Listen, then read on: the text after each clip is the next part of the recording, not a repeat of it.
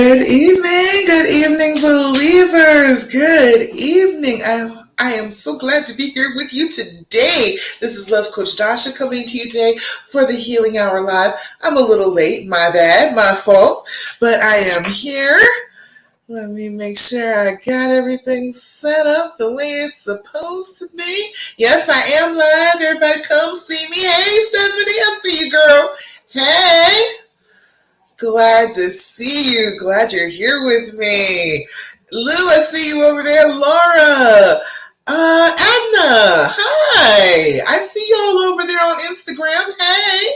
Glad to see you. Glad that you're here. I'm so glad that you all are popping in to say hi to me and do the Healing Hour Live with me.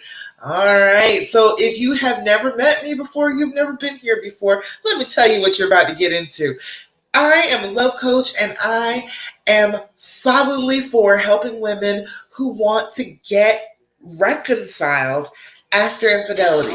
Yes, he did cheat. Yes, he did. Absolutely. And he's very, very bad for that. However, you still love him. You still love him. You want to be with him. You don't want to break up. So I'm here to tell you, you absolutely can work that out. And not only can you do that, you can have a good, happy, trusting relationship. You don't have to feel like you'll never be able to have that, okay? You absolutely can. And I know that because I have myself personally experienced it. I am almost 15 years. In November, it'll be 15 years from the last D-Date, not the first one, but from the last one. And we are better and better every year. We're a better and better couple. You know, we were already pretty great. That was the reason why I wanted to stay with him anyway. That whole relationship was great to begin with. But we have improved. We have come together. We're feeling good. We are feeling really trusting and happy and in a good place. So I want you to know that you can get there too. You absolutely can. And I'm here to help you along that healing path so you know how to do it. All right? All right. Let's see. Let me make sure I can see everything. Oh, wait. Can't do that. Okay. I see you. I see you. Hello, hello.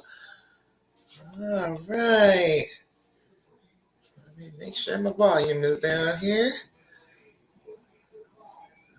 Okay. Excellent. All right. So if you're here now, you're with me on the replay, let me know. Give me some likes. Give me some hearts. Give me some love. Tell me that you're here. You are with me. And what do you want to find out about today? Let me know. All right, Caroline, hey, day off, so watching live this week. I'm glad you're here. Glad you made it. Paula, you made it. Hey, girl, hey, I see you. Angela, hey, hi. I'm so glad that all of y'all are here with me. You know, I love doing this anyway, but I love it when there's a lot of people here. Got a lot of questions. We get some energy going. I can tell you about what you want to know about. All right, let's see. All right, so first things first. Now that we're all here, hello to you, and let's do our deep breathing together. Have you been doing your deep breathing? Have you been doing your deep breathing on a regular basis? If not, I want you to get on that. I need you to do that consistently, okay? 5 times a day is what we're going for if we're doing our deep breathing, okay? We need to have that because that is a way of dealing with trauma. When you do that deep breathing, you are counteracting the fight or flight instinct inside your brain. You are telling your brain, no, I am okay. I am in control of myself. I do not need you to help me to run away real fast or to fight right now. I don't need that. So you're telling your body what you want it to do. I want you to go back to doing the regular thing. Blood flow going around and it's a regular circuit. I don't need my heart to be pounding. I don't need my lungs to be hurting. I just need to calm myself and feel good. So you are teaching your brain what you want from it when you do your deep breathing. So you need to do your deep breathing, okay? What we're going to do is 4-7-8 breathing, and that's a very simple way to do it. You can do other counting techniques. It doesn't matter what you do, just as long as you're doing it 5 times a day, bringing that anxiety level down every single solitary time you do it, okay? Not much a question, but I did post a thought under your post. Oh, I gotta see. Let's see. That's you, Paula. Okay. I didn't see under the post for the questions. I'll take a look. I'll take a look. All right, but in the meantime, we're going to do our deep breathing. All right, blow out, make noise, make that whooshing noise with your mouth. Then you're going to inhale for a count of 4, going to hold that breath for a count of 7, and then we're going to blow out like we're blowing out a whole big cake full of birthday candles for a count of 8. All right, all righty, y'all, let's get ready. First things first, blow out. Inhale through your nose, 2, 3, 4. Hold it, 2, 3, 4, 5, 6, 7. Blow out, 2, 3, 4, 5, 6, 7, 8. Again, inhale, 2, 3, 4. Hold it, 2, 3, 4, 5, 6, 7. Blow out, 2, 3, 4, 5, 6, 7, 8. Last time. Inhale, 2, 3, 4.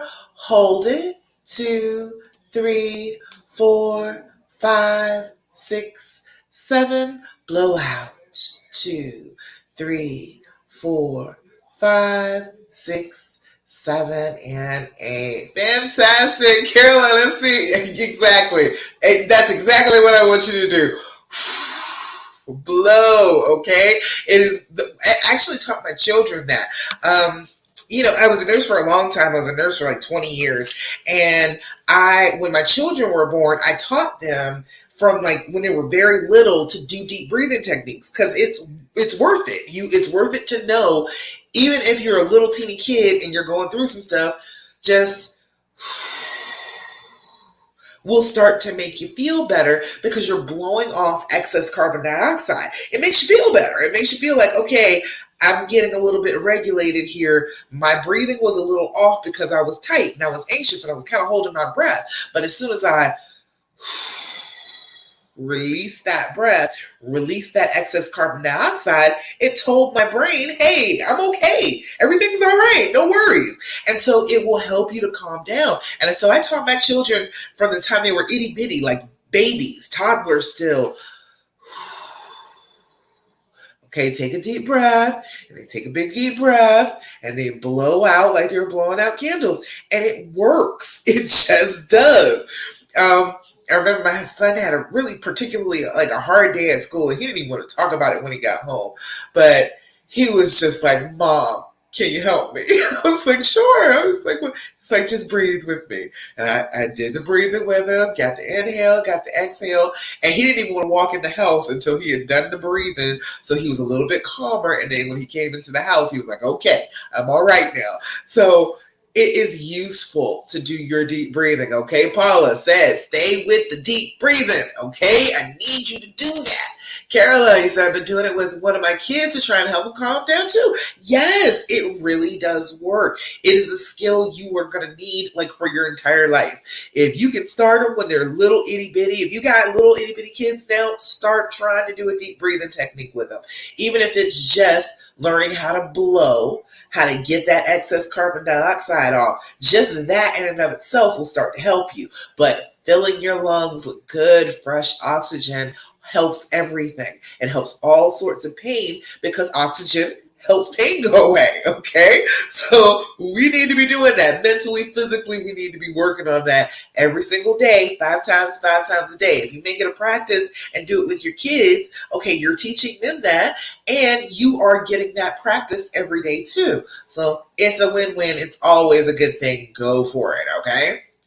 Molly said, I've been doing it more so when I'm stressed. In general, it really helps. It definitely helps. It really does. It is more effective when you're doing it consistently, but it will work when you are anxious, when you are stressed out. Hey, Rel, let's see you over there. Hey, on Instagram. How you doing?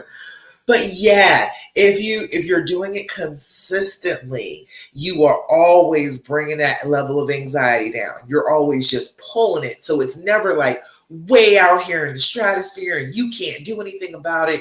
You are always consistently just lowering it, bringing it down. And then you have little spikes, but you're not going like up into the stars with it. Okay. It's a little spike and then you can come back down to a regular level. So you need to be doing that on a regular basis. Do your deep breathing. Okay. You deserve at least that bit of self-care time for yourself to do your deep breathing.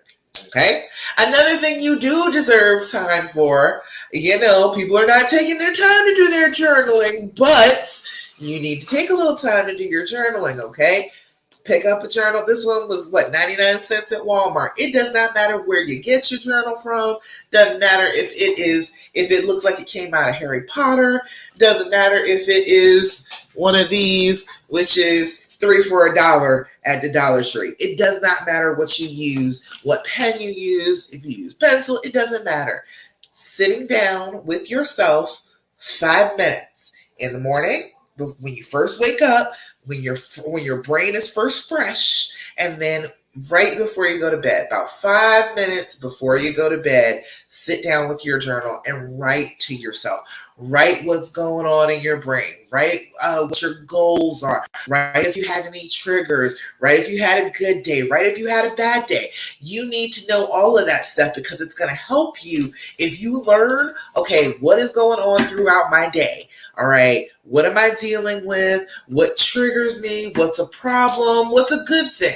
You need to know those things as you're dealing with this trauma so that you have, things that you can do that will help you and make you feel like, oh, okay, this helped all day long. This was a great thing I did. I felt wonderful. I'm going to do that again. Or it could be, oh, this didn't help at all. It didn't help at all. I tried it several times. It just didn't do anything. Didn't help me feel any better. You'll know that stuff because you're writing it down. All right. You think that your memory is perfect right now because the pain is making everything feel very crystal clear. And I understand feeling like that, but I promise you, your memory sucks right now. When you are under trauma, your memory is not good. It does not tell you everything that you need to know. So you'll be thinking that, oh, everything is terrible all the time, but good things will be happening all around you. Okay, that's why you need to write the good stuff down so that you can come back to it, put a little star on those pages and be like, hey, good stuff happened here. I was feeling good today. Put that down so you'll always be able to go back to it and you will be able to prove to your brain that your brain is lying. Your brain was just tripping out. It was lying. It was not telling you the truth about that particular thing. You did have good stuff happen this week. All right. Well, I need to plug in my computer. Yes, I do. All right. There we go. All right. So another thing that you can do all on your own, you can do this all by yourself, is be grateful. Okay? We got to work on our gratefulness. Every single day, we need to be focusing on it. I'm wearing this bracelet right here. This is my gratefulness one. This is like 30 days of every single day. Whenever I see this, saying to myself, what am I grateful for? Right now, I am freaking grateful for an office, okay? I got my lights set up. I got my cameras straight. I'm feeling real professional right about now. I am grateful for that. I am grateful for all you being here. So every time I see this, I remind myself to say something that I am grateful for and actually present that to my brain. Like, hey, I am looking for the good stuff. I'm not just looking for the negative stuff that's happening. I want to look for good stuff too. So it is helpful if you have a little piece of jewelry that you can put on and be like, this is my gratefulness talisman. Every time that I see this, I'm going to remind myself, I'm going to think of something good and positive in my life. And that is why we do Thirsty Thursday. It is Thirsty Thursday. I hope you all have some good stuff to tell me about for Thirsty Thursday. Let me see. Caroline, you got up there. Yes, you did. I see you. Let's see. Stephanie, you said no more freaking text. Did you get control over it? Good job. Good job. Caroline, you said, Stephanie said, "My goal is no questions this weekend." Ooh, you're really challenging yourself, huh? Good job. I'm with you on that. No questions, and write them down. Write them in your notebook, in your journal, and be writing down all the questions that you want to ask, and see how many that actually is. See how many it actually is, because you will be surprised by how many questions you want to ask in a weekend. But good job. If you're doing that, I am fully behind you. I think that you can do it. I think you can make it. Caroline said to that, haha, maybe I should try for a weekend. I fail every time for a week. Try it, Caroline. Try it out. All right. Paula said, I made last week only because I wasn't thinking about any of it. Staying busy has helped. I did toss a couple questions out this week. Going back to work has been a little triggering. Yeah, it can be when things are changing. When things are changing, you got to recognize that, okay, in that moment, all right, you put a lot of mental energy into where you're going trying to heal, right? So now, oh, okay, something is changing, so then it's shaking your brain up again. So just recognize, okay, things are about to change. That does not mean that I am losing control. It doesn't mean I'm set back to square one. It just means that things are changing, so I gotta adjust. So don't freak yourself out. Just, remember that it's totally normal when things are changing, that it's going to be like that. It's going to be a little bit more difficult. But I love the room. I know, I do too. It's so funny. This is like the same color of the house that that burned down. We had a house burned down, like, oh goodness, my daughter's 18, so probably like 16 years ago. Same exact color. When we walked in, we were like, dude, this is the same color as the house that we had burned down. So I was like, the second we walked in, I was like, apparently it's for us. Okay, we're going to just trust that. But yeah, I'm sitting trying to figure out like the draperies and like the accessories for the room, because it's blue. And then this color wood is, it's a little hard to work with, but I'm working it out. I'm arranging the office. I'm trying to keep it cute. Stephanie said, not being so needy. Absolutely. That's good stuff. That's your Thirsty Thursday. You feeling like you're not being so needy? Good job. He just stopped answering my text now. You was asking a whole bunch of questions, weren't you? I thought you weren't texting. You gotta calm down. So, okay, it's a lot, girl. Okay. All right. You gotta ease up on the text and the questions, all right? All right. So Thirsty Thursday, Caroline said, hold on, let me go back to it. Caroline said, oh, a good from a bad. Ooh, I love those. Those are always good stuff. Says, we managed to navigate through one of my moments a lot faster than we used to and spend the rest of the night cuddled up. Oh, I love it. Love it. We went from feeling a little out of control, feeling a little triggered, to, okay, we got this. We can calm this down. Let me give you some loving. Let me give you some reassurance. Okay, I got you. And then everybody's calm and we can enjoy each other for the rest of the night. Isn't that beautiful? It's so cool when you get to that point where you can have a little moment, but then you're like, okay, I do want to feel better, and I'm going to allow you to help me to feel better. That's some good stuff right there. Said, I just spent 5 nights away with the kids and I really did miss them. Aw, yeah, I know, right? When you're away from them, you're like, they're such idiots, but I love being with them. No. It's so hard, so difficult, but that's all right. I'm glad you had a good time. Like, I'm glad you were able to get away for a little while, because that's a good thing. You should have some time to miss each other. He should have some time away from you. You should have some time away from him. You need a little time to miss each other, so that's good stuff. I'm glad you got a chance to like have a little distance so that you could actually miss him. It's hard when you're in each other's faces all the time to really miss each other. All right. Fabulous. I love it. I love it. All right. Well, you all, if you're here on the replay or you're here now, keep on with the good news. You know I always want to share in your good news. I am not messy. I hear all the drama, but I celebrate the good news. I am with you. I am cheering you on, okay? All right, let's see. Oh, the next thing. Okay, we were talking about the questions. All right, let's ease up on the questions, okay? Let's not have a whole bunch of questions if we can possibly help it. But if you are in that mood and you feel like you need to ask some questions, this is a better thing to do. Don't sit there and ask questions about how did you feel about her, and where did you go together, and what positions were you in when you had sex? Oh Lord, you don't need that. Okay, you don't need those answers to those questions. Your brain is telling you to answer those questions because it wants you to back away. It knows the answers to those questions are going to upset you greatly, and anytime you're trying to let down the wall and get closer, your brain is going to fling one of those answers back at your head and say, hey, remember he said this was going on at the time, and look how hurt you were back then. You should continue to be hurt right now.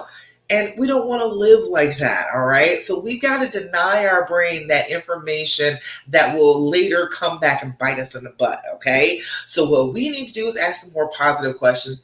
This will work. It's a little bit weird with the, okay, new lighting. All right. Can't see very well, but this is the And Healing Edition deck. If you can see it on Instagram and on Facebook, this is a great game. You sit down with your honey, you deal out a certain amount of cards, and you ask them back and forth to each other. So let me give you some better questions to ask tonight. Instead of asking questions about the affair, questions, how do you feel about me? Is our relationship going somewhere? Do you really want to be with me? Instead of asking all of those questions, which are, you're not going to be satisfied with the answers anyway, okay? Your brain is not happy. It is traumatized, and every single answer is going to be a problem, okay? So instead of doing that, let's ask a couple of these. This is a little bit more insightful. This is more about trying to heal, trying to communicate, trying to talk to each other again, instead of just talking about the relationship and about what they did wrong, all right? Let's take number one. How do you describe our relationship to others? How do you describe your relationship to others? I found my husband talks very well about me when I'm not there. And he's at work and he's with his people, I've had several of his coworkers come out and be like, oh my God, you should hear the way he talks about you. He just absolutely loves you. He thinks you are just the best. And it's heartwarming to know that, he does that around other people. So I didn't even have to ask him how he describes our relationship. He just tells people about me on a regular basis. And I love that. And I tell you all about him too. He's my honey. He did a whole bunch wrong, but he has been doing right much longer than he did wrong at this point. And so I know that is possible. He was, the worst. He acted a complete fool, okay? And I know if he can get better, if he can do better, then I know that yours can, okay? I know he can. All right? You said you love that, Paula. He's my honey. He is. He's like the greatest thing ever. And he's so sweet. Can we meet him? I don't know. He's in there playing his game. I'll ask. Hold on. Hey, babe. What? They're asking, can they meet you? Who? They're people online, and they're asking if they can meet you. Not now. What? You playing a game? Okay. He's playing his game. He'll probably wander in before I'm done. But see, this is what we do. I got something I'm doing. I got my own life going on in here. He is in there. I can hear him too. If you listen quite carefully, you can probably hear the game in the other room. But that's perfect timing for him, because he was like, I'm in here and I'm talking to you all and I am doing my own thing, and then he can go play the game for as long as he wants to. So as long as I'm in here talking to you, he's probably in there playing the game. All right, let me get another question for you. What am I not facing? That's an interesting question. What am I not facing? All right, and let's see, one more. Who do you think has the greatest influence on our relationship? Ooh, that's an interesting one. Who do you think has the greatest influence on our relationship? There he is. He will pop in. That's like, he'll say hey and he'll be gone. That's how fast he is. He's in, he's out. But that was him. Kenji. All right, let's see. Those are good questions, right? Look, if you blinked, you missed it, right? He'll do what I need him to do. He will. Most men are like that too. He'll do what I ask him to do, and yours will probably do what you ask him to do too. All right. Let's see. He said, "Oh, yeah, that's my honey. Here, come on in." He said, "Hey." But this is a great time for him because then he gets to go play the game and he doesn't have to worry about me at all. He is in there and he is deeply into his game. All right.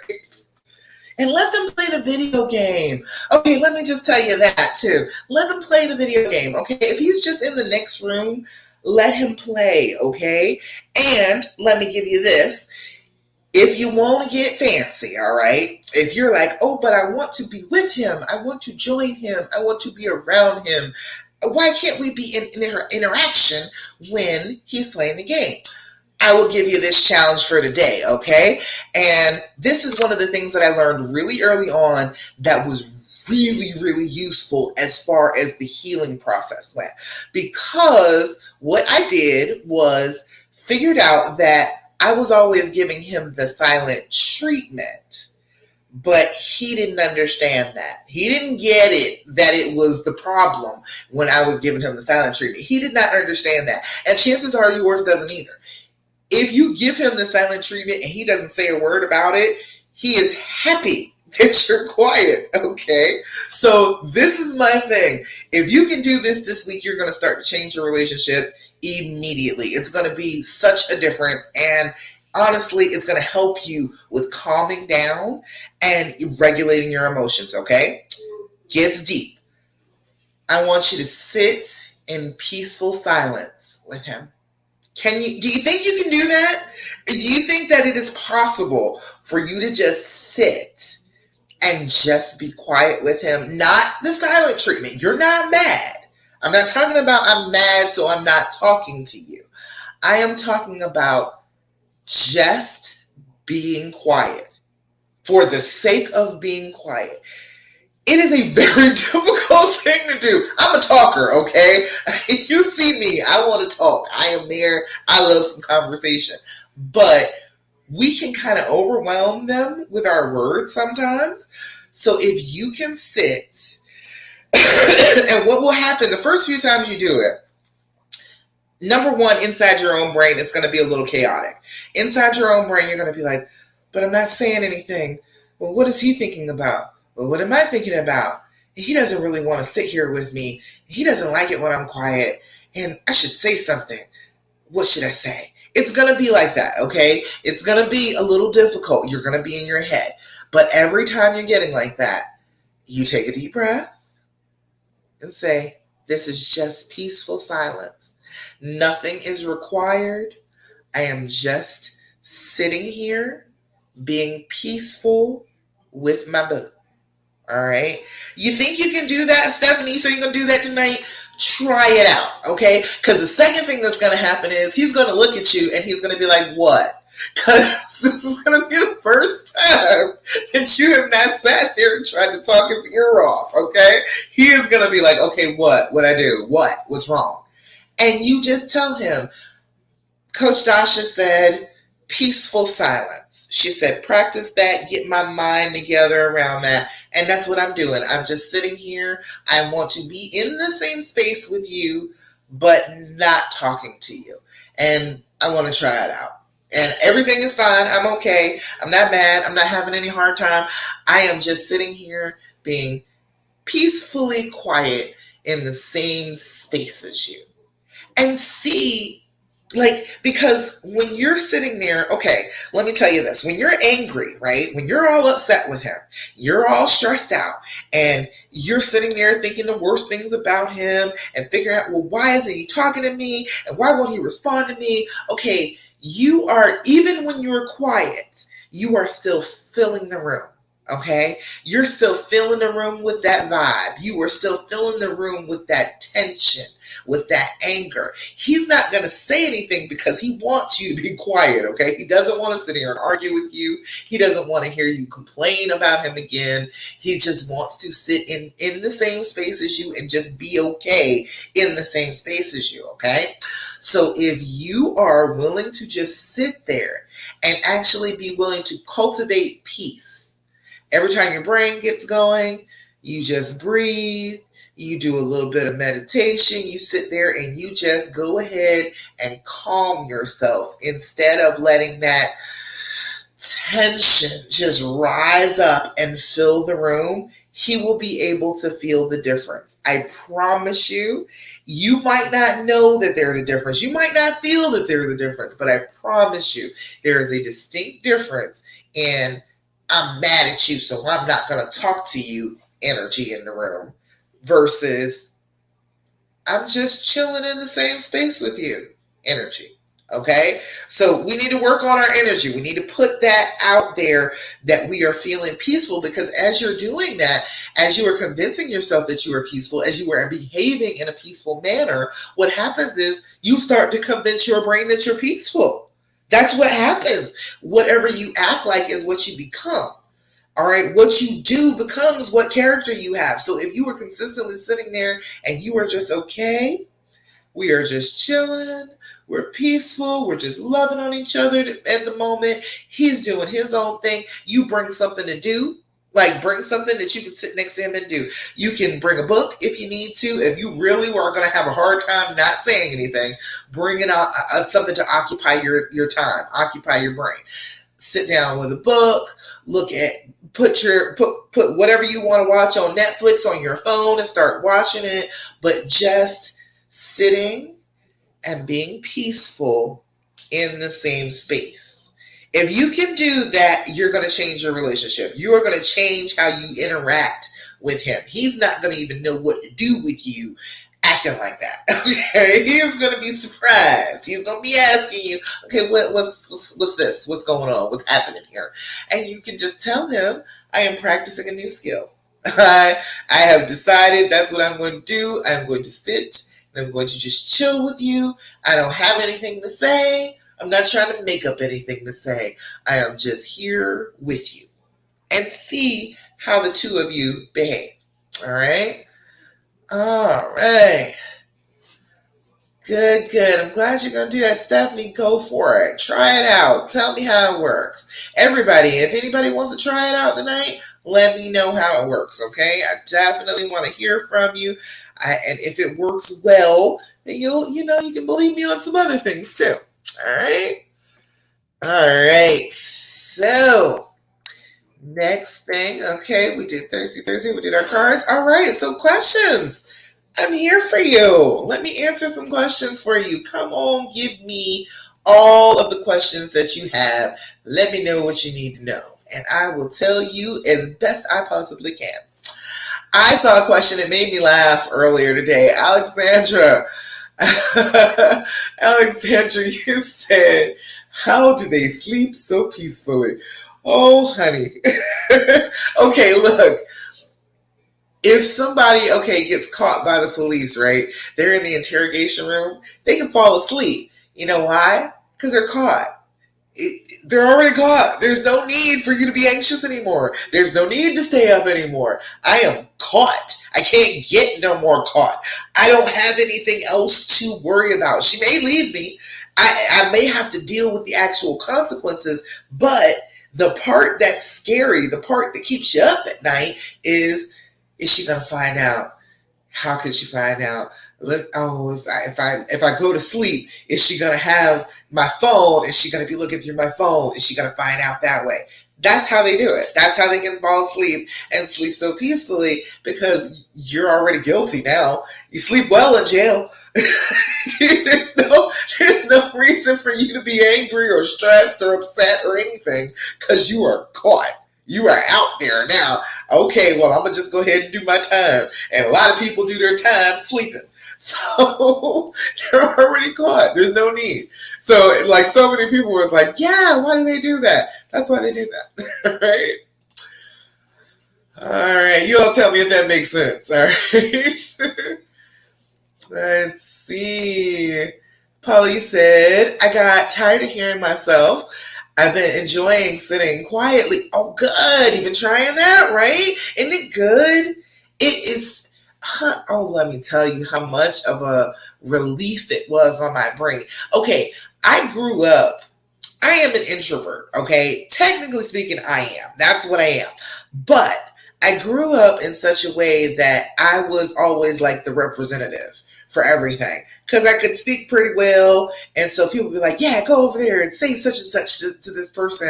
And, I end up talking to everybody. And like, I always felt like I had to be talking. I always felt like I had to be interacting. I had to be doing that. And learning how to just sit and be quiet in the same space with him was a revelation. That was what showed me that I was actually an introvert. I was like, I really do enjoy this so much more than sitting here and having to talk. I really do enjoy this more. Who knew? And I didn't even know that about myself. I was not quite sure that I was an introvert. I was like, okay, I seem to be kind of extroverted. I act extroverted like now. It seems like I'm an extrovert, but really I'm not.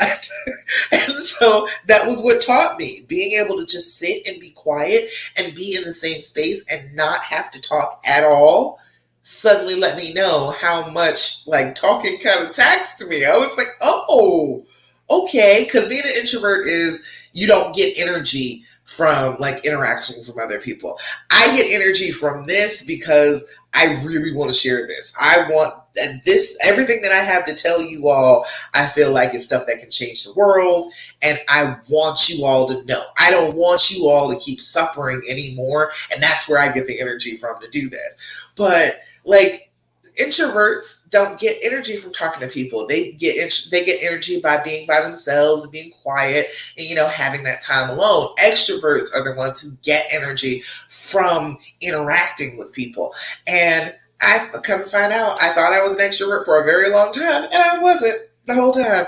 I liked being quiet. Who knew? So that's what happened when I started doing it. And that helped me with the healing process because I was sitting there focusing on not letting those negative waves off into the space around us. I was trying to be calm and cool and peaceful. And so that helped me with the actual like healing part. All right. Caroline said, oh my God, I never thought of it like that. I would sit there hating him sleeping soundly, snoring while I couldn't sleep. Well, yeah, he's good now. He's caught. Handcuffs are on. He is locked up. He knows he's going away. So ain't no need to get all stressed out and not sleep. You might as well sleep at that point. Yeah, that's the reason for it.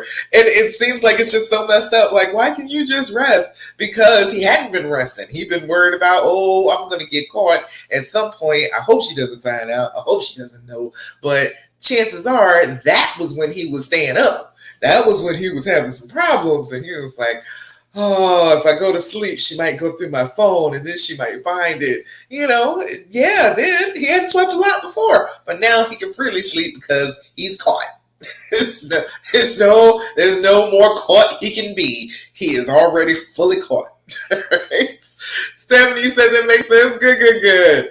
Tara, tardy but finally here. Hey, better late than never. I am just glad that you are here. Hi, how you doing? Glad you're here. Got a question? Let me know. I'm doing a few questions. I didn't get a whole lot to this week. Y'all feeling pretty good, and nobody really posted any questions. Everybody feeling pretty good, feeling like, okay, I got some basic understanding about what's going on. Is there anything in particular you want to hear about? Let me know. I need to go back. Clemson for VT. Hey there, over there on Instagram. Hi. I hadn't seen you before. Hello. Glad you're here. We are talking about getting on the healing path after infidelity. If you want to stay, you can absolutely stay. There is nothing wrong with you staying. Let me say that. Let me make sure that I say that because I got to say that at some point so you understand. There is nothing wrong with you loving who you love and wanting to stay with them. I did it. It wasn't a mistake. That's all I can tell you.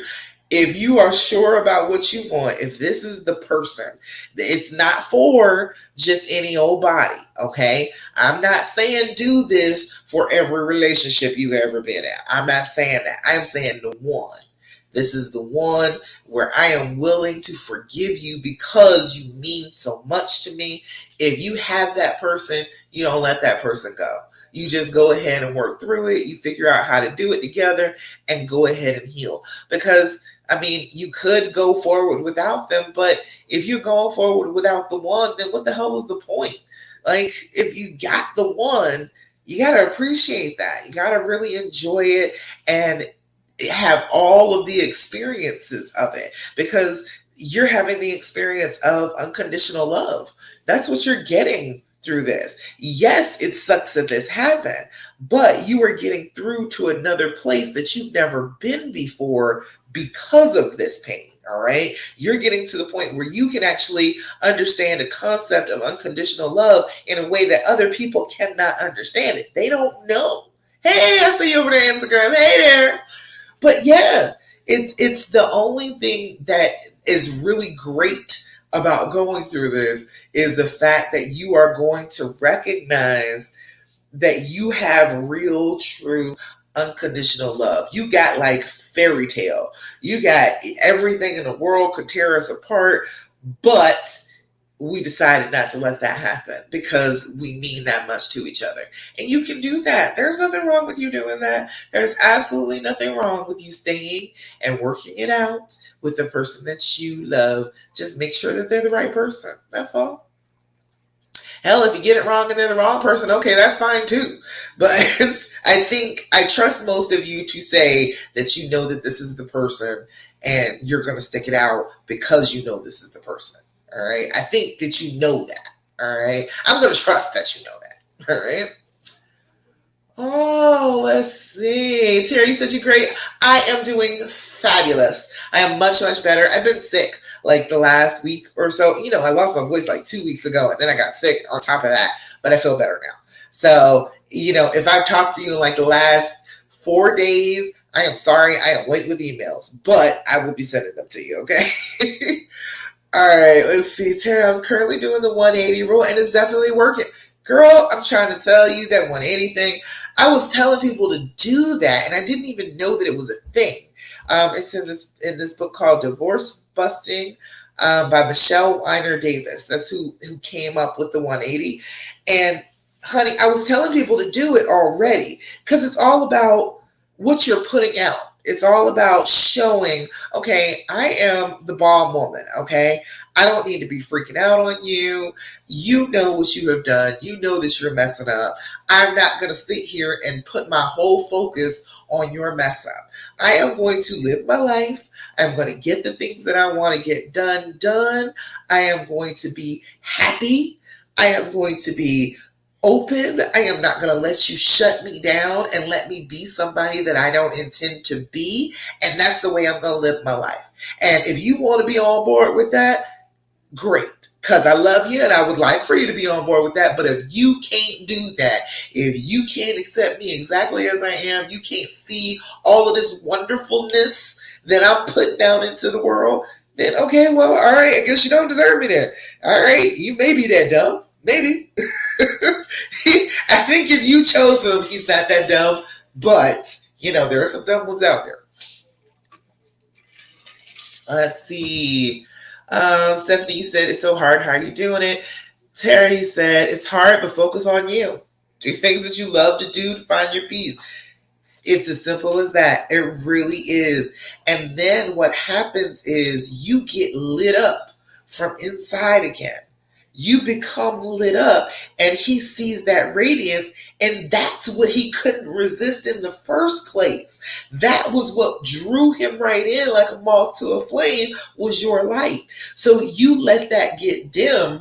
You stop doing things that for yourself. You stop focusing on yourself. You stop focusing on your self-care. You were totally worked up on him, totally dealing with the children. You were doing everything but taking care of you. So when you start to do that again and you light up from the inside, honey, He immediately recognizes that. It's so fast. Tara, you see how easily it works and how fast it's working.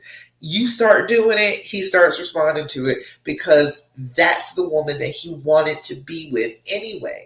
He wanted to be with that woman who was independent, who loved on herself, who did good things for herself, who did good things out in the world. He wanted that person. He didn't want this person that got so small and got so obsessed with the relationship and just was focusing on the kids and not giving herself any time. That wasn't who he wanted to be with. That was never who he wanted to be with. He wanted to be with you in all your light and all your radiance and all your grace. That's who he wanted to be with. So when you start showing that again, he can't resist it. Comes right back. Comes right on back. Start acting this. He said, absolutely, now he sticks under me like never before. It is amazing how fast that works. I think that lady Michelle Weiner Davis, I think she is still working with people. Like her thing is about divorce. She was saying that so many women will end up filing for divorce because what we do is we try close to get closer together. We keep on trying and trying and trying, but we're doing it in ways that women understand and not the ways that men understand. So we keep trying to get closer and closer and closer, and what we end up doing is deflecting them. We keep pushing them away, and we don't realize that that's what we're doing. We're doing our very best to get close. And so as we're getting further and further, that distance further and further between us, we start freaking out, and then we want a divorce because we're like, nothing I'm doing is working. It's not happy times. He doesn't want to be with me. He's not even paying me any attention, so I might as well go ahead and leave. So then we hit them with, okay, I want a divorce, and he has no flipping idea why. So that is where she came up with this. She was like, this is a set of rules that you can use that, okay, you want to get closer, these things will work. Doing the opposite of these things didn't work. You were trying so hard to get close. You were trying to talk to him, talk about the relationship, talk about your feelings. Always everything has to come back to the relationship. No, you don't need to do that. You go live your life. You go out here and let him miss you for a couple of hours and see don't he start calling you and be up under you and trying to see where you are. And honey, can you come home so we can have dinner together? That's when he's going to be doing all of that because you're not in his face. You are giving him space and time to miss you.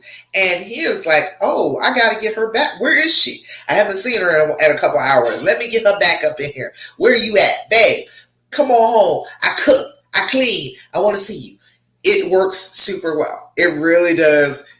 You need to try it. If you haven't done it, if you're having trouble, if you're like, you're on the borderline, you all might break up, or if he's still seeing the other woman, that it works extremely well if he's seeing another woman. But it's brilliant. It really is. It works really well. And I was telling people to do the exact same stuff, but I didn't know it had a name. I didn't even know that it was a thing. All right, let's see. Hey, over there, Felicia said, hi, Dasha, I've been so busy and tired. Second day at my job. Day 2. Hey, I see you over there. Good job. Congratulations. Day 2 of the brand new job. That's a Thirsty Thursday right there. I'm glad to hear that. We are going to cheer you on. Day 2, you can make it. Day 3, it's going to be good days coming up. All right. Glad you made it, though. Glad you're here with me. Let's see. Excellent stuff. All right. You know what else I saw in the group that made me super happy? Oh, let me tell you, Yvonne. Yvonne, are you here? Yvonne A., are you here?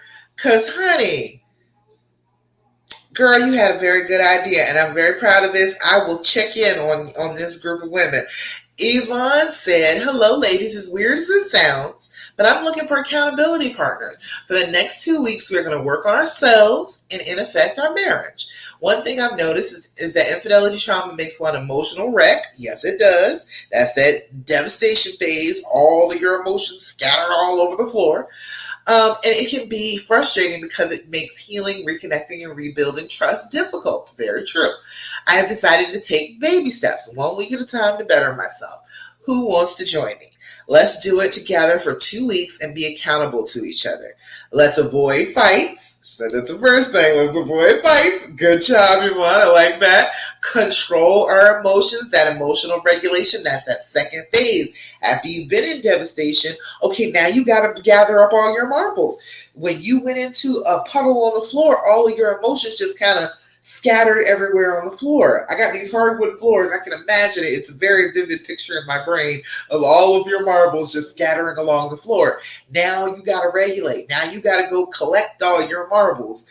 Got to collect all of your feelings and get them back contained. So controlling your emotions, that's the second phase of healing, all right? Self-care, yes, always, always, because we are queens, and queens are supposed to be pampered and doing wonderful things for ourselves. That is just how it goes, okay? Listening to our partners more without trying to interrupt or give our opinion. Ooh, she's doing some hard work over here. She tried a difficult one. All right. Don't bring up the affair. You know how I feel about that. Don't do it. There's no need. You're going to stress yourself. All right. No snooping or checking where he's at. Ooh, she's got a list. She has got a list over here. Try not to look at him different, like in a good way. Like, remember who he is. Remember this is the person for you. Okay. And be mature in handling the triggers. Woo! Ooh, Yvonne, girl, you need to get on a call with me, number one. I definitely want to give you a call for real, so I can just check up on you and make sure you're all right doing all this. But absolutely, I am absolutely loving every bit of that.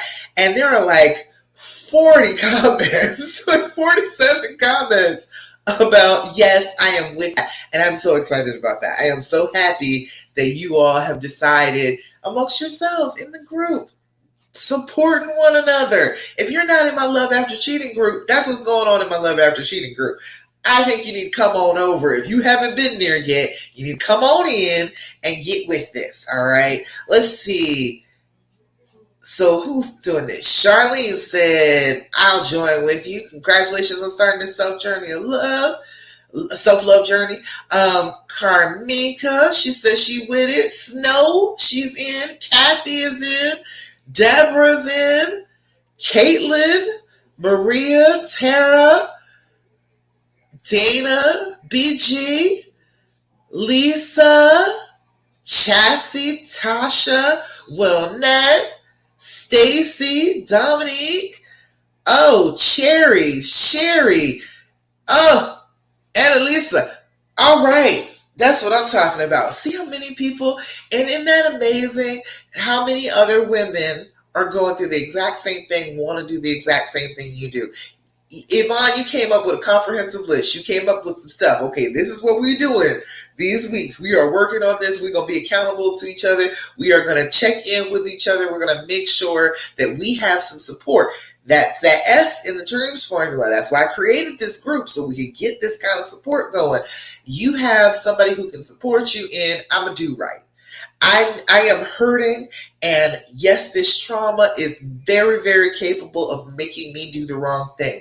So what I'm going to do is I'm going to have some accountability with another person to tell me, hey, girl, yeah, you kind of tripping with that trigger. Hey, you brought up the affair. You're not supposed to bring that up. Don't do that with him. Excellent stuff. I am so happy and so proud that you all are coming together and doing this type of stuff. That is fabulous. I can't tell you how excited I am. All right. So I am going to be checking in on you. Don't get it twisted. Okay. I'm going to be checking in on you and making sure that you all are good. All right. Let's see. Good stuff.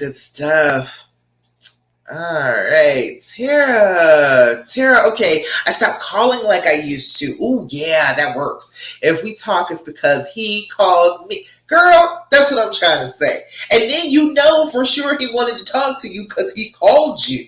You know, it's not, I called him and he may not want to talk to me and, he's just kind of tolerating me. No. He called you. He wants to talk to you. And it's typically not me. Let's see. I just gave him his space. I stopped asking questions. I treat everything as it is what it is. Gotta lean back. Gotta rest yourself. Ain't no need for you to get all upset. We are where we are right now, but I still love you. I'm here. But I'm not gonna get all worked up. I'm just not gonna do it anymore. I'm just not gonna feel like that anymore. We're not gonna stress myself anymore. I'm gonna show you better than I can tell you that I am going to just be here and I'm gonna be chilling and things are gonna be up to you. You're gonna have to take over some of this responsibility. You're gonna have to take over some of the emotional work in this relationship. It works like a charm, I tell you, it does. Tara, she's on point, ain't she? Yvonne was like, oh, yes, I see what we can do. She's been paying attention. That's what happened. Yvonne's been out here paying attention. Paula said, that's awesome. What a nice group. I know, right? So many women. That's what the Love After Cheating group is all about, though. I was trying to make a group so that we had some place where it wasn't always, oh, here, do the worst possible thing you can do because you're hurting. I understand the inclination. I do. I get it. But it's not really conducive to getting reconciled and getting healed and getting on down that healing path with your boo. It's hard to do that if you're doing all the petty, mean stuff in response to what he has done. All right. So that's good stuff. I love that. Stephanie. Yes. Yeah, you can do that. You don't have to. That's what I was trying to tell you to do. If you only text him first thing when you wake up and then in the evening, he's going to have to be the one to call you in between. That's what we were talking about. That's exactly what it is. All right. So, yes, you can do that for sure. Felicia, I love you. I love every one of you. I love you back. You say you need a place with a huge auditorium with a senator like once or twice a week. This is my huge auditorium. I get to be all over social media and talk to you every single week. I love every bit of this. I do. You're on stage helping us. I don't mind being on stage. I was a drama kid, so I don't mind being on stage at all. I love that. But it's so cool to be able to get like online and be able to do this. I have a business coach and her name is Lindsay Anderson and she's just freaking phenomenal. And she teaches me about, getting online and being a social media presence and all that stuff. And it's fun. It's fun stuff. It's fun to do. This is what I want to do. This is what I want to be doing. I guess for the rest of my life. I don't know for sure. I mean, I was a nurse for 20 years. I don't think I thought that I would be, well, yeah, I guess I did think I was going to be a nurse for the rest of my life. So now I want to do this. This is what I want to do full time, is just sit here and work with you and talk to you all about this and help you get through and help you get to a better place. So yeah. I don't know. Maybe the rest of my life. This might be the rest of my life. I don't know. At least another 20 years. I'll keep doing this. And see where I am after that. Only 20 more years. Yeah, I got plenty of time after that. Sure. All right. Let's see. Stephanie, she might not be quite ready to be a support to you, but hey, I'm telling you the same thing. All right. Let's see. And Ashley said such nice stuff about me on a post in here. Thank you, Ashley. And Dominique, I saw what you said about me. Thank you. I appreciate y'all. So much love. You say it's my calling I'm great at. Oh, thank you. I tried. You know what? Nursing was a calling too. So it's cool that I get 2 callings in a lifetime. I didn't know you could do that. I thought you got 1 calling and that was it. Come to find out, I had this bit of information that I wanted to share with y'all, and this is just great. Oh, you said the same thing as Felicia said over on Instagram. Paula, this is my calling. You said the exact same thing. I would not be where I am if it wasn't for this group and taking all the advice. Oh, thank you. That makes me so happy. I'm glad I get to do this. Like I said before, this is the thing that showed me unconditional love, that showed me that I was capable of it, that showed me, a bigger love than I had ever even imagined having. And then, yes, this was painful. Yes, this was god awful. Like all of the stories, all of the ones I could tell you, good God, it was all painful. But now I get to help you all. Now I get to tell you from the perspective of, hey, I've been there. Mine was doing the absolute most, okay? He was out there for a good little while. And now I get to tell you all that you can absolutely come back from it. You can have a good relationship again. You can be happy again. So I'm glad I get to tell you all that. That makes me happy every day that I get to sit here and work with you all and tell you that yes, you can hurt, but you can have like this great love affair in spite of the hurt, you know? Felicia said, I agree. I would be so upset if I didn't find Dasha. Aww. I love all of y'all. Thank y'all so much. It makes me feel all good. You make me blush. It made me turn bright red. I was reading what somebody said in the group about me earlier today. I was like, oh, I'm turning red. I'm getting all blushed. Oh, but I love every bit of it. I love being able to do this. I love being able to help you all out because I didn't have this. I didn't know how to do any of this. I just worked it all out on my own, and I don't want you to have to work it all out on your own. It took me too long. It took years to actually work all this out and actually try it all out and see that it worked and then actually heal from it. So I don't want you to have to go through all that. I want you to just go ahead on and know all the secrets and then go ahead and be happy again. All right? Polly said my text above and the post pretty much said, I felt guilty for feeling good so soon. Oh, don't feel guilty about that. It's okay to feel good. You've been listening. You are been participating in your own healing. That's what happens. When you're doing the actions of healing, you heal. That's how it goes. You're doing exactly what you're supposed to do. Just because it's happening fast doesn't mean that you're doing it wrong. You're doing it exactly right, okay? It's just the fact that when you are on the healing path and when you are traveling and when you are actually fulfilling the things that you can do to actually make yourself feel better, to heal yourself, you feel better and you feel better for longer and longer stretches. And that's what we're going for. We want to have, okay, when it first starts happening, it's all these jagged edges to it. It's like, oh, I feel okay. I feel awful. Oh, I feel kind of bad. Okay, I feel terrible. I feel really, really awful. It's all of these jagged points. And what we're trying to do is just stretch out feeling good for as long as we can. So it's like if you use what I'm saying, if you apply it, if you go ahead and go for it, you're actually doing the work of healing. And so if you do the work of healing, you get longer and longer periods of peace and tranquility and healing. You get that. So you're doing a good job. For me, chucking the hurdles worked best. And once I conquered one thing, I went on to the next. That's how you do it, girl. That's how you do it. You focus on one thing for a little while. You think you got that kind of mastered. That's why the dreams formula is in steps, but you can always go back to the beginning steps. You can always go back to any step in between. If you're having a hard time with it, you can always go back. But yeah, that's what it is. That's what I designed the dreams formula on, was the big hurdles that I saw people dealing with. Okay, the first one is the decision. Making that decision is fucking hard, man. It's so difficult. It makes you feel so bad because everybody will tell you, oh no, you shouldn't stay with a cheater. No, you're being a doormat. You're going to teach him how to treat you badly. You shouldn't do that. Okay, yeah. All right. All of that has happened, but I am still making the decision that I love this person and I want to work it out. So making that decision, that's like that first hurdle, is deciding what you want to do. What do I want my relationship to be like going forward?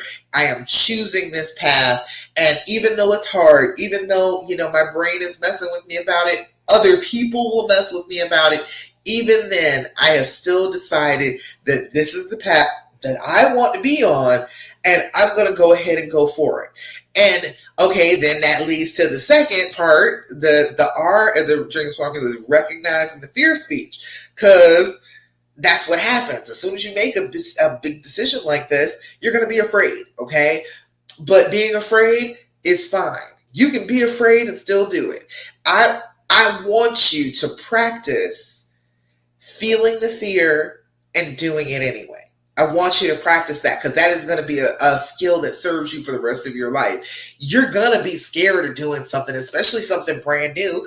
Okay, this is brand new. You haven't had to try this before. You hadn't had to deal with this before. But now you are in a brand new situation and you are feeling afraid, but you are recognizing that it's fear. It's just fear speech. It's just talk.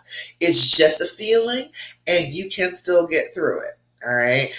That's the way it goes. It's like the big hurdles, the evaluating the why, figuring out why they did that. That's a huge hurdle for people. Allowing the healing to happen, letting down those walls and saying, okay, I'm going to let you back into my heart. I'm going to let you back in close to me. That is difficult. That's a big hurdle. Managing those triggers, maintaining those future feelings. That's a big hurdle. And then finding support that will actually give you like real support. That's super difficult too. So every one of the dreams formula, like every bit of it is the big problem, the big hurdle that stops you on the healing path. What is it that's blocking your path? And I can tell you how to deal with all of them. All right. Stephanie said, I'm going to act normal this weekend. Don't act too normal. He won't know who you are. Okay. And normal is overrated too. Don't worry too much about normal. Just don't do needy. That's what we're going for. Don't do needy. Don't do, I'm going to call you every 5 minutes. I'm going to text you all the time. It's just relaxing, leaning back, letting him have some chance to call you because you saw when you weren't texting him, calling him all the time, he texted you. He called you. So you'll see it more if you just relax and lean back a little bit. But Cosmo said, is it weird to get triggered when we see nothing but cheating stories, especially with the celebrities trending Nia Long? I have got to check that out. And somebody tell Nia about me. I don't know who I don't know who she was with. Who cheated on Nia Long? I gotta start paying attention into the celebrities so I can start getting a few celebrities who know my worth here. But I don't even know who cheated on her. But look how beautiful she is. She is gorgeous. She's been gorgeous like our whole life. She's 51. And who would cheat on her? But you know, everybody can be cheated on. Halle Berry was cheated on. Freaking Beyonce was cheated on. So I mean, if you cheat on Beyonce, hey, you really just want to cheat. That's super rich, super brilliant, diva, still got cheated on. So yeah, they just want to do it. It didn't have anything to do with us at all. But as far as like the stories, part of that should be like remembering, hey, this happens all the time. This happens to so many people all around the world. I am not the only woman this has happened to. This is not even actually out of the ordinary that this has happened to me. This is a very common thing. Okay, I can deal with it. So try and let it not trigger you into, oh God, everybody's cheating. I can never get in a relationship where I'm not cheated on. Try not to let it be that. Just understand that this is something that has been happening since the dawn of time. Since there were more than 3 people on this planet, people have been cheating. It just is a thing. That's why it's such a prevalent thing in literature. That's why it is such a great storyline on TV and for movies, because everybody understands it. Everybody understands that particular struggle, that particular conflict. And so, of course, it makes for really good stories then, because it tugs at people's emotions. And a good story, you got to tug at people's emotions. So try and just remember when you see it that, okay, it is just art imitating life. It is the fact that, you know, this is happening. It happens to everybody at some point in their lives. That does not mean that we are all not loved. It doesn't mean that we're all not worthy. It just means that it is one of those things that happens. And okay, it's happening to one of the most beautiful women on the planet right this second. Okay, that means that It can happen to anybody, any given time. Okay, so I can just go ahead and move forward because this isn't even special. It feels like it's special, right? It feels like it's such a big deal, but it's not even like special in the grand scheme of things because it happens all the flipping time, and people stay all the time. So this is not anything out of the ordinary. Just try to remember when you see in the stories that this is just part of the human condition. We are all doing the very best that we can, and we're all learning these lessons about love, about unconditional love, about what our lives are going to be, and with the people that we live with. We are going to have to deal with people doing stupid stuff sometimes. If you love this person and you want to get past it, you absolutely can. If you're like, I love you, but I don't want to deal with this, you absolutely can do that too. But you are going to be learning something about yourself along the way. So when you're seeing these stories, try and figure out what these people are going to be learning. If you're seeing the story, what is it that you think Nia might be learning about? What do you think that her fiance might be learning about in this whole process? But, it's nice to know that somebody so rich, so beautiful, has the exact same problems as you. Same exact problems. All right. A woman told me it's better to tell a man it's okay to cheat because they will do it. Is it weird to tell them and accept it? You can do that, but they're still going to keep it secret. They're still going to lie. It doesn't matter if you say that or not. At one point, I told my husband, okay, look, you can go ahead and have sex with whoever you want to, but you got to be honest with me. You got to tell me. And there was no way he was doing that. He was like, every time he got caught, he was like, well, you said that I could. I'm like, yeah, if you were honest with me. There was a thing with that. There was actual caveat that if you were going to do that, you still have to be honest. So in telling them, yeah, go ahead and do it, doesn't really change the fact that they're still going to lie. So I say don't do that because it's not being true to yourself. If you're not being true to yourself, then how can they be true to you? If you don't want them to cheat, don't just say, oh, yeah, it's fine, go ahead and cheat. Because that's not what you mean. You're just being a liar. And why would you make yourself a liar? Because they're a liar. That doesn't make any sense. Why would you have to do that to yourself? Why do you have to be a liar? Because they lie. So, yeah, I would say, no, don't even bother saying that. If that's not what you want, don't say it. Don't put that out there into the world. All right. What else? All right. Back up. Stephanie, do I stay up to see him tonight or do I just go to bed and just give him space? Well, see, that's the thing. When they get home, I think everybody, honestly, not just men, I think men and women, when we get home from work, we should have about 40-45 minutes just to unwind. I feel like, because a lot of women, we stay in the car, right? I'm queen of doing that. I'll pull up in the driveway and I'm sitting in the car, just having a little quiet time before I go into the house, before I start. And I don't even have little kids anymore. It's not like I have toddlers running at me or anything, but I just need a minute to get my brain together and get myself into I'm at home mood. And then, okay, I feel better. So I think everybody should have that. I think everybody should get about 40 minutes before they have to start dealing with home. So if it's 40 minutes, because you all are on a different work schedule. So if it's 40 extra minutes and it's time for you to go to bed, go to bed. But if you can stay up and give him that extra time and then, be waiting on him, hey, love you, come lay down with me for a little while, get ready to go to sleep. Yeah, you can do that. Angela said, I got triggered during the live last week. Fought the anxiety until Monday, then had a meltdown. What were you anxious about? What was the trigger? Let me know. Paula said, I think that's why it didn't bother me so much. I get the cheating, but the lying, that's what really hit me. I know, right? It just and they're so god awful at lying. Oh my God. Women are so much better at lying.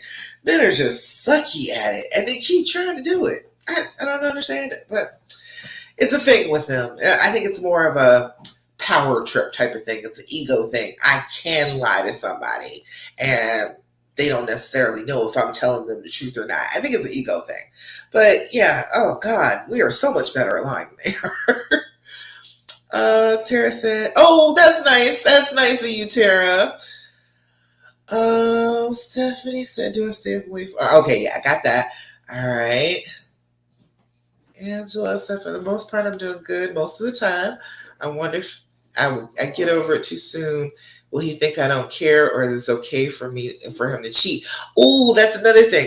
That is not how it works. The whole thing is, if you keep holding on to it, that's when they get the idea that it's okay to cheat again. If they the green light, everybody always says that. It'd be like, oh, if I forgive them, then I'm giving them the green light. But the thing is, you're not actually forgiving them most of the time when you're saying that. Most of the time you're saying that you forgive them, but you're not really. You're still giving them a hard time about it. You're still being all triggered. You are still constantly talking about it on a regular basis. So you're actually not forgiving. You are still in the process. You are still there, still angry, still upset. So actually forgiving, like, damn, I really lucked out. She is doing so much better than she probably should be doing. And she is forgiving me, and she is giving me this grace and this mercy and this forgiveness. Oh my God, let me never do this again. Let me make sure that I always show her that I appreciate this, because obviously she loves me deeply. She loves me truly. And I'm going to try and be deserving of that instead of messing it up again. So it's not, don't think that healing faster is going to make him want to cheat again. You healing faster and actually getting through this and actually like saying to him, okay, yeah, you did the wrong thing, but I love you and I'm still going to forgive you and we're going to work through this and I'm not going to keep throwing it in your face. That shows him that you're a whole nother level of woman. You are nothing like he has ever seen before, because nobody's ever forgiven him like that. I promise you. Ask him. Has anybody ever like completely forgiven you? Just you knew from talking to them that they absolutely forgave you and they loved you just the same anyway, and they just went ahead and went with it? More than likely, he hasn't experienced that. So if you give him that gift, he is going to try his damnedest not to mess it up. He's going to try so hard to make sure that you realize that he was worthy of it. All right. Alicia said, why would they lie if they gave the green light? I know, they're stupid. They're dumb. It's just dumb.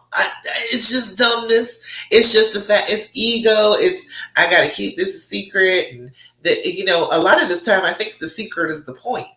That secret is something for you. And so it's like, well, I'm just keeping this thing to myself and it is mine and she can't be a part of it. It's just about me. I think that's what it is. It's funny, how if some are religious, are sinners and God always forgives us, yet we always keep doing wrong because we know God will always forgive us. We keep doing wrong because we're people. That's why we keep doing wrong. We don't really do wrong because we know God will forgive us. We do wrong because we're just people. And, there's plenty of people that don't believe in God and still do the wrong thing. It's the fact that we are just people and we are flawed and we do the wrong things and we react from pain and we hurt other people when we are hurting. That's what it is. That's the type of stuff that we do because we're people. We're humans. We're gonna mess up. We're not perfect. That's the whole point, is striving to get to that perfection. But we ain't perfect. We are not perfect. Do men feel that way if we forgive them? Then we keep messing up? No, they don't. If we forgive them, we actually forgive them and not just, oh, I said I forgive you, but I'm going to throw it in your face whenever I feel like it. No, actually really forgiving them. It's a mind blower for them. They're like, damn, this woman really does love me. I have never been forgiven for something so horrible in my entire life. She must really love me. I'm going to try and make sure that she knows that this was the right thing to do. So that's what they do. Let's see. Paula said go to bed and something sexy. I know that's right. I'm fully with you on that one, Paula. Yeah. So like, go to bed and something sexy. Or nothing. Hell, you can go to bed and nothing. My husband always says, he was like, yeah, you can buy like the negligee and all that, but I think it looks better on the floor than it does on you. So, you don't need to do that for me. But every now and again, he'll like a little outfit from time to time. Shireen, hey, good morning to you in India. Hi, glad you're here. Hello, hello. You got questions for me? Oh, yeah, you do. Hold on. I'm gonna come back down. Um, Paula, oh, you were saying to Angela. That's where I'm at, but I think mine is too scared to go through this again. I know they'd be terrified about this. Angela, when we were talking about not needing to know the positions and what they said to each other, it took me right back to when I found out. Oh, okay. Surprised me that it triggered me. It's surprising. Most triggers are very surprising. You don't recognize that it's going to happen until it just smacks you in the face, and you're like, oh, okay, that's a trigger. Okay, I didn't know. But yeah, I know when I say stuff like that, I know that I could possibly trigger you. But you're doing good though. You were on a low simmer until Monday, and then kind of went off. But that's okay. That's all right. At least you recognized it. You knew when it happened. You knew when it started. That's a good thing. And did you feel it in your body? Tell me about that too, Angela. When you recognized that you were triggered, where did you feel it? Where does it come in your actual physical body? Let me know. Cherie said, Dasha, we've spoken earlier. Me and my husband now live in different cities after all that happened. Last week, I asked him for getting into counseling. His answer was, I have no time or money for this. And I immediately withdrew because he had tens of thousands to spend on her and give her all the time, but he doesn't want to get into counseling at all. I have been asking him to do so for the last 19 months since D-Day, and he has refused each time. The first 9 months was only lies. Only now he never confessed or told me the details. I only found out. Oh, I'm sorry about that, Shireen. All those actions are trying to spend time with me. Gifts, booking holidays and getaways feels like love bombing, like exactly what he was doing with her. And I got this text from him yesterday. I like your company. I'm awestruck and don't know how to react. It feels like he is just trying to save the day. I find myself in a crossroad between living in a meaningless tomorrow and finding a day. I have thrown away my yesterday with him because 19 years feels like a lot. Okay, well, first of all, no, that's not cool. Don't throw away all of the time you had because 19 years together was not a lie, okay? Yes, he did the wrong things, but that doesn't mean that your time with him was a lie. Doesn't mean that your love for him was a lie. Doesn't mean his love for you wasn't a lie. And I know that everybody's gotten into the love bombing thing. Everybody's gotten into the whole narcissist thing. But most people are not narcissists. Most people aren't love bombing. Most people are just trying their very best to fix it. And that's what he's trying to do. If he's trying to give gifts and take you on holidays and getaways. He's trying to show you that he's sorry. And you probably said to him more than once, well, you did all of that for her. You didn't do it for me. And so he was like, okay, yeah, I can do that for you. I can do that and show you that you're the person that I want to be doing all that with. So I know it sucks. I know. Yeah, I'm doing some calls. Get on a call with me. We can talk about it a little bit more. I know that it sucks. But let him try and make up to you. If he's trying to make it up to you, let him. All right, let him put in that work. Let him show you so that you can see it and you can say, okay, yeah, all right, he is trying. I do see that he's trying. I'm not happy about what he did, but I can see that he's trying to fix it. He wants to get things together. All right. Angela said mine too. He knows one mess up and I'm gone. Well, you know how I feel about that. I say don't say that. I do because I said that the first time and then he did it again and I didn't go anywhere. So don't paint yourself into that corner because people tend to make the same mistakes repeatedly and this is a mistake and he may make it repeatedly. So if you back yourself into that corner of I'm not going to stay if this happens again, then you're going to make yourself feel bad if you do want to stay if it does happen again. Just deal with this time. Don't worry about next time because you're already planning for a next time that may or may not even happen.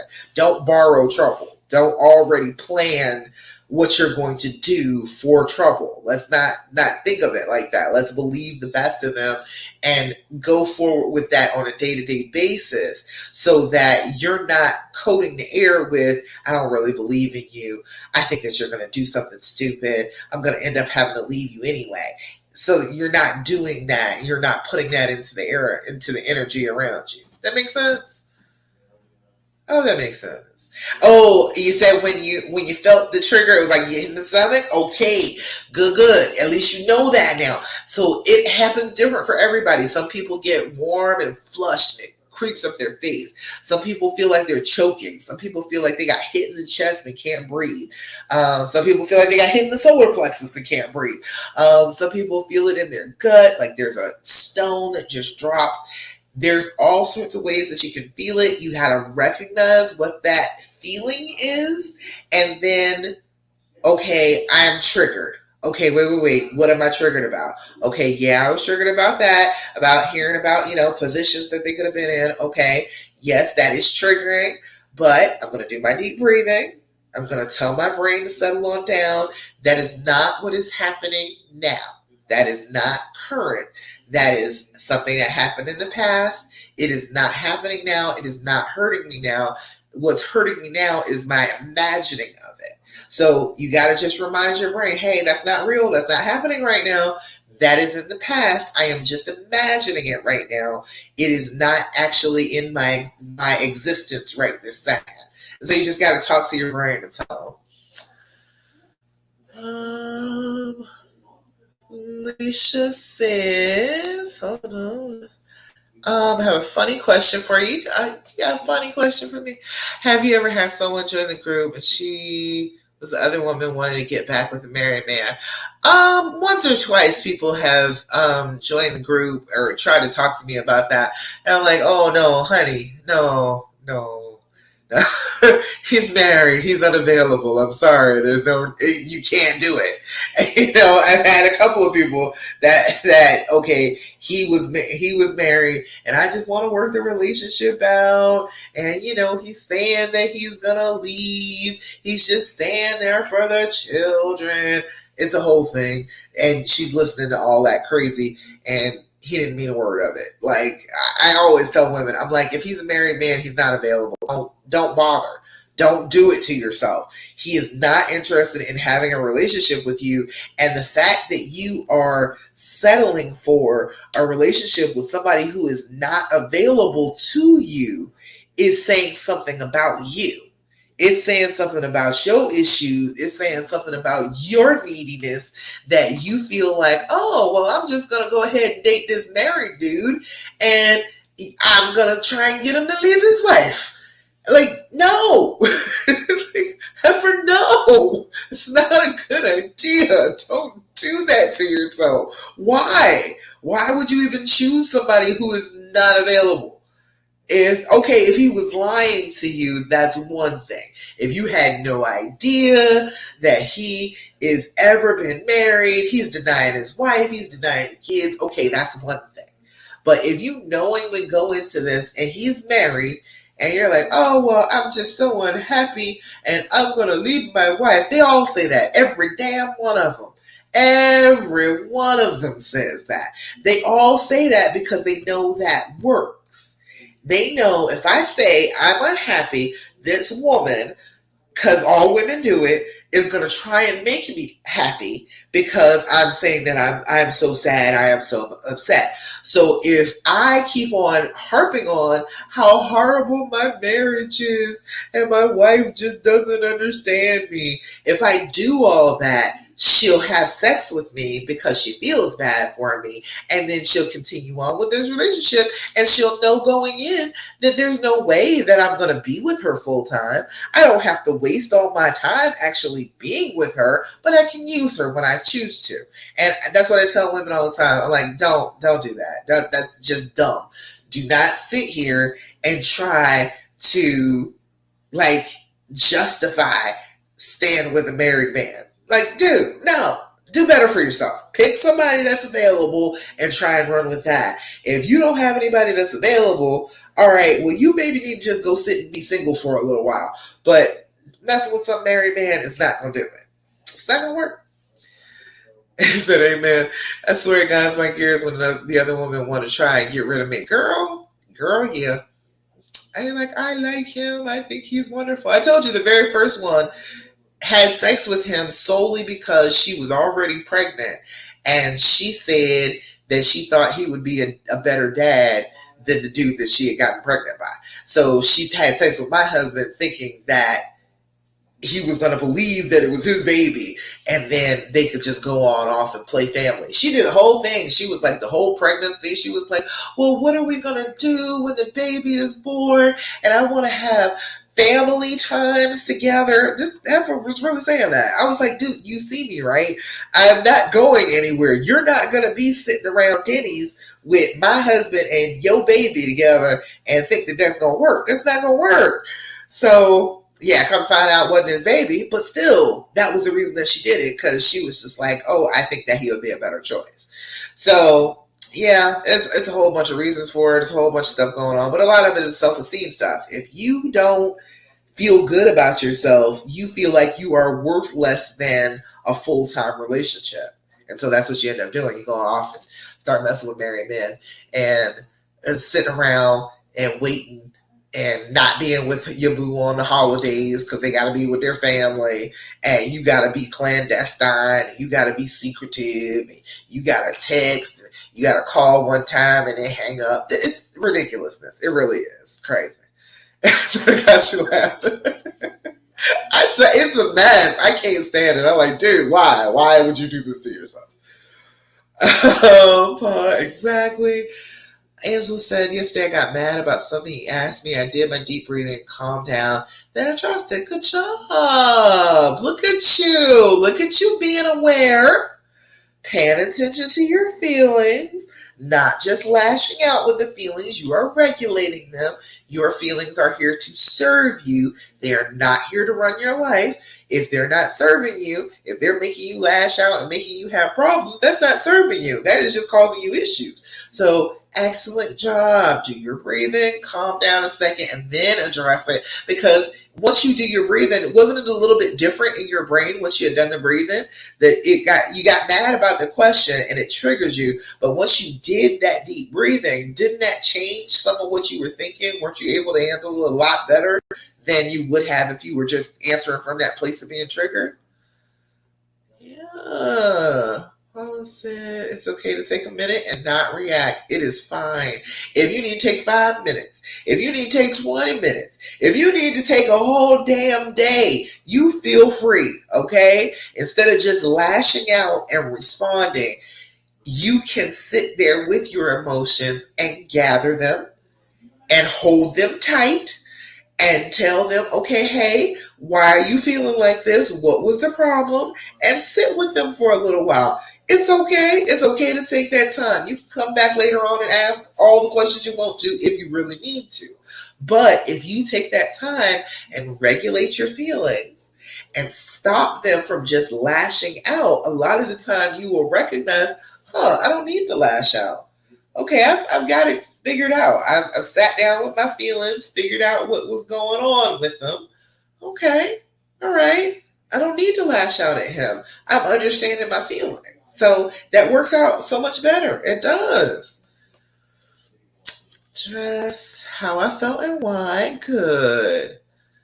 Paul said, I like when you say they need to go back to their seats. And I am the queen here. That's what I'm trying to say. What I say? Take several seats. Don't come over here with that crazy, I'm gonna take your man, I'm gonna take your husband. Oh no, ma'am, no you're not. Oh, you may think this is what you're gonna do. You may try and push my buttons and take my husband, but there is no way in the hell you're gonna be able to do that to me. I'm not gonna do it. I'm not gonna let you do it. Angela said yes. That was just about breathing, calming down, and you were able to handle it a little bit better. Instead of just flipping out, you were able to ask the pertinent questions. You were able to communicate it a little bit better. If you are communicating while you're triggered, you're not communicating. You have to be clear. You have to be calm to be able to get a point across. If you are just flipping, you're not going to be able to get the point across effectively. And that is a huge part of communication. If you can't get that message out there in a way that he can understand, then nobody is being heard. Nobody is being understood at all. So you have to take that moment, sit down with yourself, even if the moment takes a whole day. Sit down with yourself to the point where you're not feeling like your chest is about to explode. Like that thumping is going on in your heart. That needs to calm down before you say anything. Because you are not in the right state of mind. If you are there, that is a fight or flight response. If your heart is doing this, you're in a fight or flight response. You're not going to speak in an effective way anyway. He's not going to understand you because you are not in the position to be able to talk. So you got to calm that down, get to the point where you feel like your heart is settling down. It's not flipping out. It's not freaking. Then you can talk to him about it. And if that takes another day, so be it. It's all right to do that. It's all right to take your time. You've got a whole lifetime with this person. You got plenty of time. Settle it on down first. All right. Why don't I have the right to go through his phone? The same reason he doesn't have the right to go through yours. Do you want him to have that right? No, he should not have that right because you are individual people and you do deserve some privacy. The way we live now, that's the only privacy we have is our phones. All right. And for real, my phone costs too damn much for anybody else to be touching it. If I break it, that's one thing. But if you come along and you get mad at something that you saw in his phone and you break his phone, are you paying for it? No, because you're going to feel justified. Don't put your hands on other people's stuff. That's just how it goes. You don't have the right to do that. Nobody has the right to do that. That needs to be one of those things that we just accept going forward. You don't have the right to just take somebody else's stuff and go through it because you feel like it. If he felt like it, he's not supposed to just go up and grab your journal and start to read it. Okay? That is an invasion of privacy. It's a rude thing to do, and it doesn't show very much respect for you or your space or your stuff. So we cannot keep doing that, okay? I know you feel like you got the right, but that is a sign of an abusive relationship. When you do not observe any boundaries and you feel like, oh, well, whatever is yours is free for me to go through. That is not a healthy relationship. That's not okay. That's not safe. That's not all right. That is saying that you don't have any privacy here and I can do what I want to with your stuff and you just can't say anything about it. That's abusive. That makes sense? Because if it was you, your girlfriends, your mother, your aunts, why is he going through your phone? Why is he taking your stuff and feeling like he can go through it whenever he feels like it? He doesn't have the right to do that. This man is abusive. You need to get away from him. He's controlling. Why is he trying to do that to you? If a woman does it to a man, then it should be okay. No, it's still wrong. If a man does it to a woman, it is just as bad as if a woman does it to a man. It just is. We just got to go ahead and be settled with that so that we can understand that we need to give each other a little bit of space, a little bit of privacy. And you going through his phone is saying, boy, I don't trust you. I don't trust you, and I'm not going to trust you, and you're just going to have to suck it up and live with it, and I don't care how you feel about it. I'm going to do what I want to anyway, and that's not the way you want to live. That's not the relationship that you want to have. I hope that's not the relationship you want to have, but it's not a good, positive, healthy relationship, all right? That makes sense? Stephanie? I know people won't access to that phone, but no, that is not appropriate. That boundaries, doggone it, boundaries. Felicia said, I love how we can all relate. I know, right? Isn't it amazing that so many women are going through the exact same thing, understand exactly what you're talking about. Every week, we're at 5,000 in the group right now. Every week, there are more and more women that are coming in that need this help because you're going through the exact same things. Say, gotcha. Stephanie said a lot of it is making sense tonight. Good. I'm glad it is. I hope you are at that point where you're feeling like, okay, yes, I'm understanding why I need to do this. But, it's just a matter of trying to understand that there are good things to do in relationships and there are bad things to do in relationships. There are things that make you closer. There are things that make you feel more loving and more safe and more open to the other person, and there are things that put distance between you. There are things that make you feel like you're not safe, that you're not okay with each other. And you got to just make sure that as you're interacting with him, even through the pain, you're doing the good things, the things that connect you and let you get together and be closer to one another. You don't want to keep doing the things that are fear-based, because those things are absolutely trying to separate you. They're trying to put as big a wedge between you as it possibly can. And if you keep doing those things, you're never going to be able to find one another again. The whole point to this is we want to find one another again. We want to rebuild with each other. We want to go ahead and have good times with each other, because we deserve to do that. That we're each other's love, and we've got to treat each other as such. All right. Feel like it's all coming together. I'm putting distance for sure. Yeah, Stephanie. And that's the thing. It's like all of the fearful stuff, everything that's got your heart pounding, if you do it, it's going to produce that distance. It just is not going to get you any closer. And then you're going to be frustrated and you're going to be mad at him. But it was the fact that you were doing something that created more distance in the first place that was the problem. Yes, the original problem is he cheated. Yes, it is. However, you're at the point where you're trying to heal from this, so you can't keep on acting like a person who is hurting. If you keep acting like a person who is hurting, you're going to do hurting. Hurt people hurt people. All right? He said, you've helped me more than therapy. Well, thank you. I appreciate the love. I do. You stay up fear-based for sure. Yeah. You got to leave the fear-based stuff alone. And, you know, with therapy, it's like, therapy is great. Therapy is wonderful, but therapy is not necessarily for dealing with this type of thing.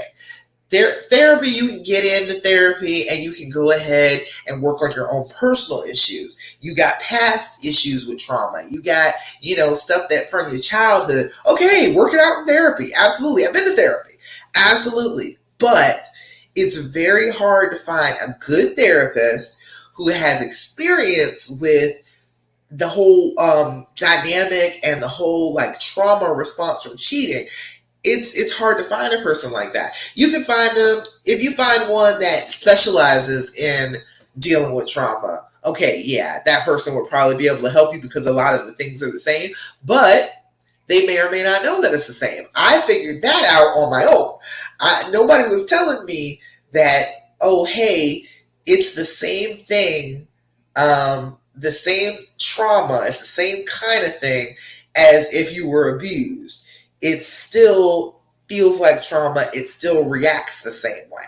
Like, I didn't realize that until I realized that the deep breathing worked.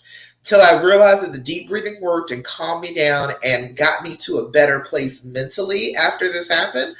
I was like, oh, it's the same thing as the anxiety. That was the only reason I realized it, because I was like, okay, I'm stressing, my heart is pounding. Okay, let me do my deep breathing. And I did my deep breathing and it worked. And I was like, oh, it's just like the anxiety. It's just like that. So, you know, some people, some therapists are great, but some just have no idea how to deal with this. So that's why I got out here, because it's hard to find a therapist in and of itself. But to find one who can especially like help you with this particular problem, it is extremely hard to find one that is specifically versed in how to get past an infidelity. Like that's a really difficult thing to do. Hell, it's hard just to find a therapist right about now. Okay. Stephanie said, no texting tomorrow. Just once in the morning, once in the evening before you go to bed. Polly said, your program and group is so much better than any therapy. Oh, thank you. Even though I've been busy the daily, hey, you're not alone, and prompts make a difference. Oh, I'm so glad. I'm glad that helps. That was the main thing. I was like, that was the main thing for me. I just had to figure out that I wasn't by myself. And it was only like one friend who was like, well, girl, you don't have to leave him. You love him. You can just work it out. One person to tell me that. It was like so many people made me feel so alone.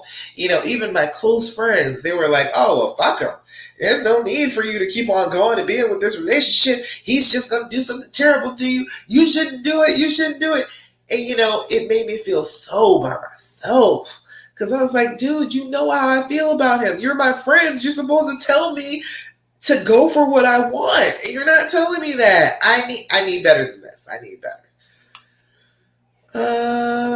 Stephanie said I'm going to show him I'm moving on for this. Excellent. Good. You should move on. You have the right to move on. You don't have to sit here and be miserable forever. You really do not. This is a choice. Suffering is a choice. You had pain, okay? Pain was inflicted upon you, yes. But continuing to suffer, that is a choice you're making. That is living inside of your brain and living inside the trauma and not just setting it down and starting to move forward. Starting to do the things that show that you are healing, that you are feeling loving, that you are feeling trusting again. If you don't do those things, you're not going to feel that way. Of course, when you start off, it's hard. You're not going to want to do it. But if you are doing those actions of healing, you are showing your brain what you want it to do, and then it will start to do that on its own. But you have to actually show it. You have to actually show your brain, hey, this is what we're doing. We are healing. We are moving forward. I am trusting him. I'm staying out of his phone. I'm believing the best in him. And that is what we're doing going forward. And then get your brain to get on board with what you're doing. That makes sense? I hope that makes sense. It's hard. It is. But it is definitely doable. You can do it. I know you can. I have much faith in you, okay? Let's see. Anything else? Okay. Stephanie said I had people tell me I'm going through his phone. If I'm going through his phone, it's over. I know, they're so dramatic, aren't they? Oh my God. Like, seriously? Oh, if I was going through his phone, oh, it's over. Oh, like, seriously. They're being super dramatic. That's because they're talking to you from their own fears. That might have happened to them. They're being cheated. They were constantly going through the phone, giving them a hard time. And then, okay, you've done all that and you're giving them a hard time about it. And you're constantly telling them that you don't trust them and they're not as good enough for you. And then they end up splitting up. And then, okay, it seemed like, well, there was no point in me even trying because we were split up anyway. People will tell you that from their own fear, from their own bad experiences. But that's not really the way it is. If you can stop going through his phone, if you can let it go, you're going to feel better. He's going to feel better because you're not always so like needy and desperate and always, checking up on him. If you can do all that, then he's going to feel better. You're going to feel better. The relationship is going to go better. Kitty Lewis, I see you over on Instagram. Hey. Glad you're here. We were just finishing up talking about being on the healing path after infidelity. All right, ladies. I think that's about it. We done gone 2 hours. I think we're good. I think we're at the end now. I am posting right now the link to get on a call with me. I put that in the comments below this video in Facebook, in the Facebook group, and it is in my link tree on Instagram too. And I am doing these for like 2 more weeks, I think. I'm doing this till, I think I said the 14th. So I am doing one-on-one calls. You get 45 minutes with me. You sit down and talk to me. All right. I'm going to sit with you. Chances are I'm going to make you feel a little bit better. I'm going to give you a plan for going forward. Just some simple stuff you can do, like starting right now. And then I'll tell you about my programs and see if you want to work with me. You can talk to me and see if I'm going to be a good coach for you. And then I can talk to you and make sure that I can help you, because I can't help everybody. I can't. I can help people who have a really strong desire to be with the person that they love. I can help you if you're there. All right. So we can sit and talk. I can hear from you, see if you're somebody that I can work with. You can hear from me, see if I'm somebody that you can work with, and we can go ahead and get this popping. Okay. I want you to have great Christmases this year. I want your Thanksgiving to be wonderful with your honey this year. I don't want any problems going into the holidays. Holidays are a stressful time. Okay. So if you can do something to prevent that from happening, prevent it from being so stressful, then you're going to have better times together. You're going to love on each other more. You're going to have way more fun, and you're going to heal faster. Okay. So if you have not, make sure you get on up here and get on a call with me. Pick a time, pick a date, and it's free. So just go ahead and sign up for it, and we can talk. All right. Y'all good with that? Everybody good? Everybody straight? All right. It looks like we're all good. Don't see any other questions. Fabulous. You all come sign up for a call with me. All right. I will coach you and help you feel better. Like within that hour, within that 45 minutes, you're going to feel a little bit better talking to me. All right. All right. So finishing up, let's do an affirmation. Remember, everything you think is an affirmation, okay? Whether it be good or bad, when you are telling your brain something, that's an affirmation. You are telling it either, I want you to do this good thing or I want you to do this bad thing. So what we got to do is start focusing on telling it the good stuff, telling it the positive affirmation. There are hundreds of affirmation videos on YouTube. Go pick one. Get yourself settled into it and do it every single solitary day. You're going to feel good, okay? I do it. I don't tell you anything that I don't do myself. I do an affirmation recording every single day. I sit there and do my affirmations and tell myself good positive messages. And then later on, those good positive messages come up in my life.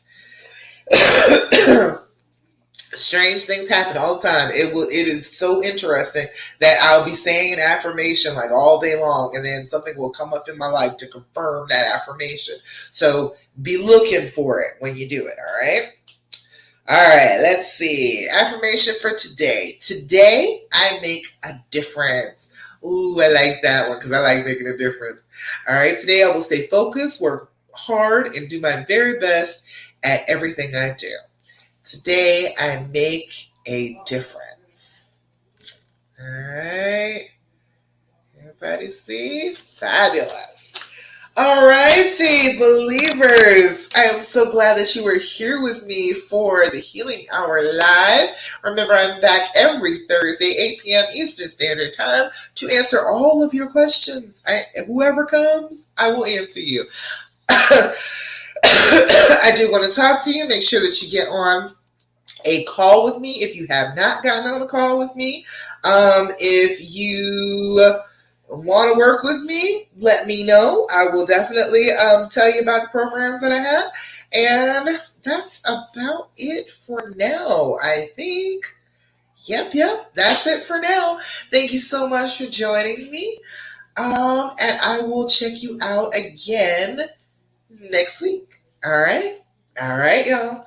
Bye.